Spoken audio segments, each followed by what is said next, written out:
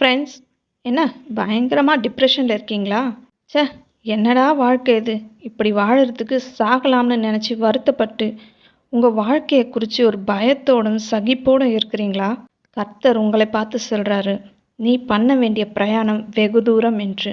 உங்களை போலவே பைபிளில் ஒருத்தர் இப்படி தான் அவர் சாகணும்னு சொல்லி கர்த்தர் இடத்துல ஜெபிக்கிறாரு. அவர் யாருன்னு பார்த்தீங்கன்னா நம்ம எலியா தீர்க்கதரிசி தான்.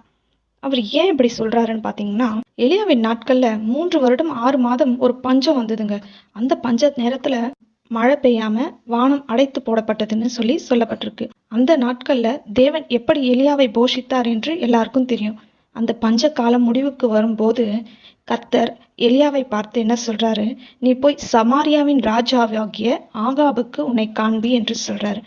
ஏன்னா ஆகாபும் அவன் மனைவியாகிய ஏசபேலும் கர்த்தரின் பார்வைக்கு பொல்லாப்பானதை செய்து வந்தார்கள்.